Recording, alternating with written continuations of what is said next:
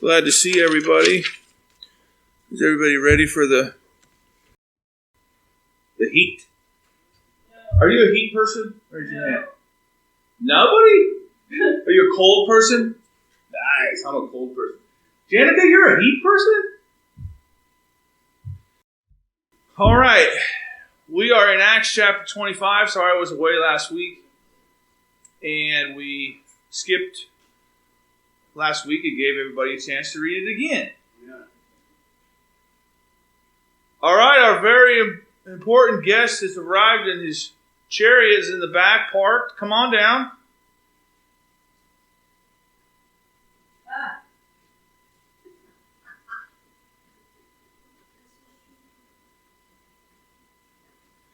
Welcome to Town Center Baptist.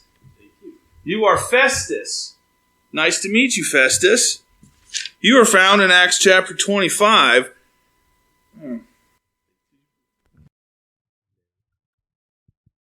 Mr. Festus, you have been given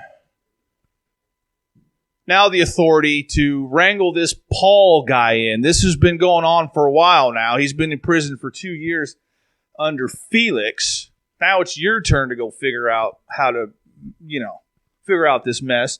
But before you go to Paul in Caesarea, you stop in Jerusalem for 3 days, and you haven't even met Paul, but you're going to meet some Jews, and they're going to tell you about Paul. Tell me about your stop in Jerusalem for 3 days. That's right. His case has now fallen into my lap, and while I'm there in Jerusalem, the head priests and the leaders of the Jews, they come before me and they start speaking many things against this Paul and his crimes and what he's committed.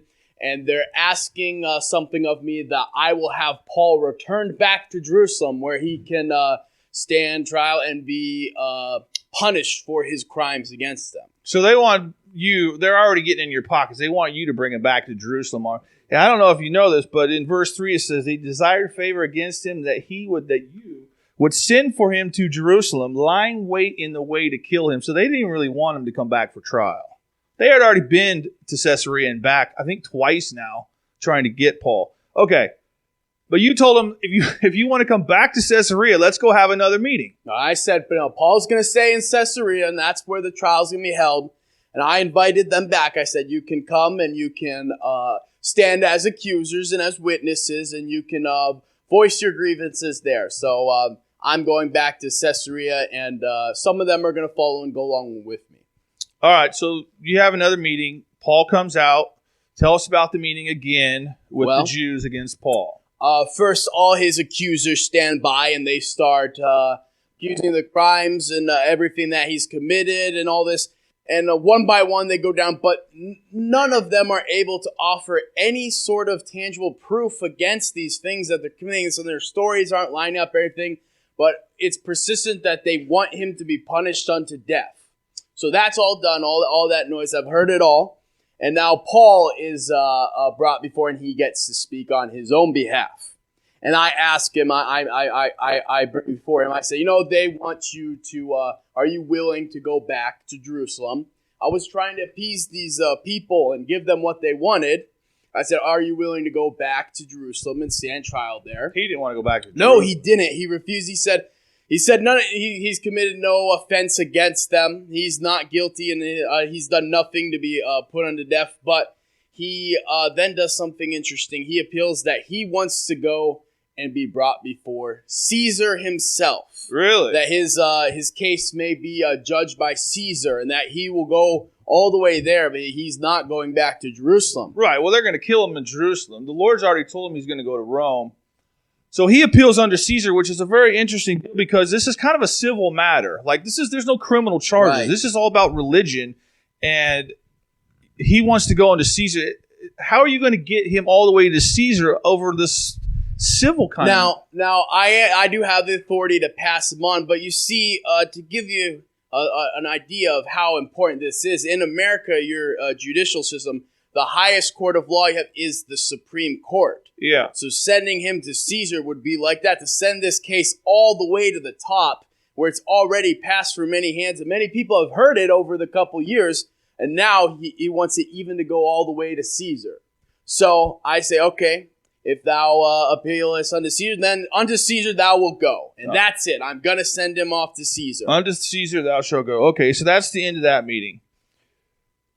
Now, the next day, King Agrippa and his wife show up, and they want to get involved and see what's going on in this whole deal. So, what kind of a conversation did you have with King Agrippa and his wife? King Agrippa, he's a smart man, and he knows a lot about the laws and between the Jews and everything. So I invite him, and I want him to meet Paul for himself.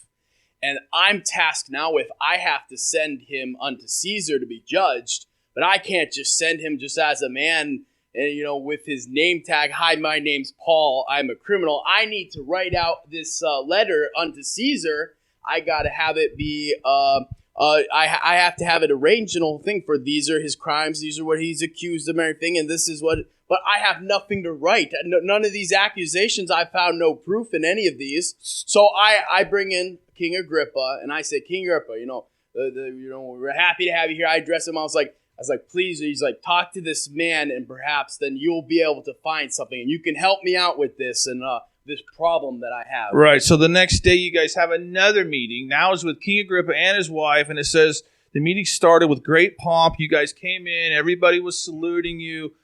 You bring Paul forward, and you start off the meeting and just basically tell everybody what's going on. I asked him. I said, I have this problem in my hands. I have to write this out. This letter. I was like, I see it. It's unreasonable for me to send this man unto Caesar without having some sort of letter of accusations against him. So King Agrippa, he's going to talk to Paul and see what he can figure out. Okay, so in the very first verse of the next chapter, King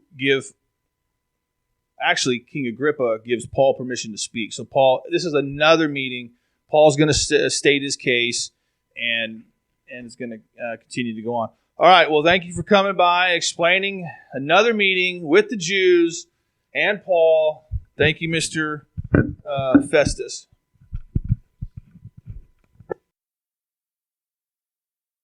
You've been listening to a message from the pulpit of Town Center Baptist Church in Happy Valley, Oregon. We invite you to come visit us at 10505 Southeast 85th Avenue in Happy Valley. If we can be of help to you, please call us at 503-659-4494.